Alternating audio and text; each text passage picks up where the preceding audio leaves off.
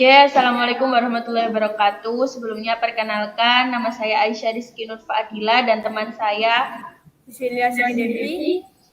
Kami akan mempresentasikan sesuai seputar komputer untuk memenuhi tugas yang diberikan oleh Bu Farah. Lanjut. Di sini pengertian komputer yaitu alat elektronik yang dapat memproses informasi secara otomatis. Informasi ini bisa berupa teks, gambar, audio, video, dan data lainnya. Komputer bekerja dengan menerima input, memproses, dan menghasilkan output. Input adalah data yang dimasukkan ke dalam komputer. Proses adalah manipulasi data untuk menghasilkan informasi baru, sedangkan output adalah informasi yang dihasilkan oleh komputer. Next. Yang selanjutnya yaitu cara kerja komputer. Yang pertama yaitu input, perangkat keras komputer yang berfungsi untuk memasukkan data ke dalam komputer, contohnya keyboard dan mouse. Yang kedua yaitu pemroses, perangkat utama komputer yang mengelola seluruh aktivitas komputer itu sendiri. Yang ketiga yaitu memori, yang merupakan media penyimpanan data pada komputer, contohnya disk drive,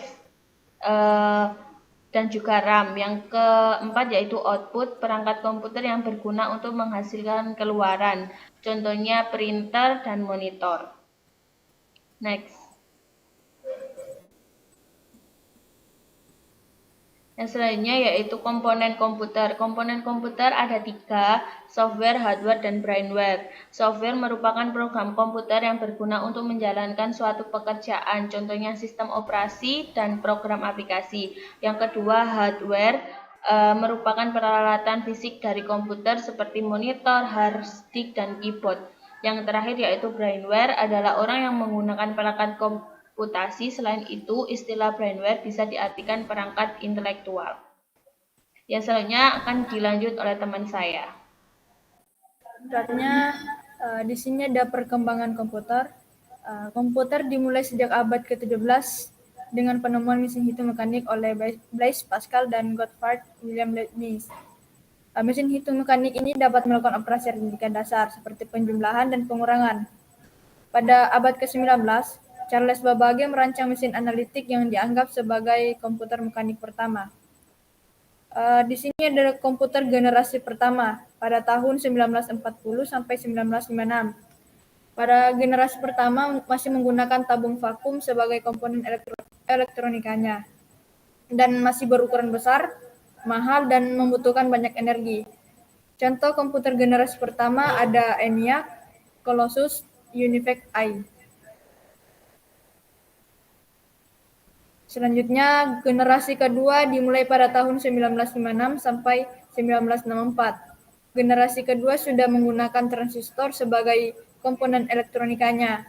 Ukurannya pun sudah lebih kecil, lebih hemat energi, dan lebih murah dari komputer generasi pertama. Contoh komputer generasi kedua ada IBM 1401, PDP-8, DEC PDP-1. Komputer generasi ketiga dimulai 1964 sampai 1971. Sudah menggunakan sirkuit terpadu atau IC pada komponen elektronikanya. Ukuran komputer generasi ketiga lebih kecil, lebih cepat, dan lebih murah juga dibanding dengan generasi-generasi sebelumnya. Contoh komputer generasi ketiga yaitu IBM 360, UNIVAC 1108, DEC PDP-11. Selanjutnya komputer generasi keempat dari tahun 1971 sampai sekarang. Komputer generasi keempat sudah menggunakan mikroprosesor sebagai komponen elektronikanya.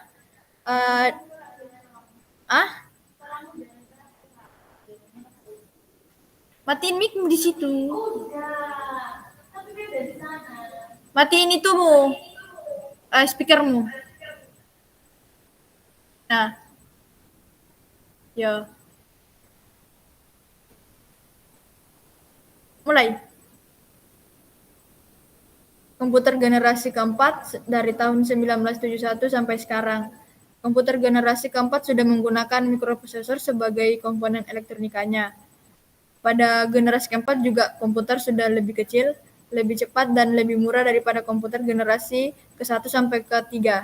Contoh komputer generasi keempat adalah IBM PC, Apple I, dan Macintosh.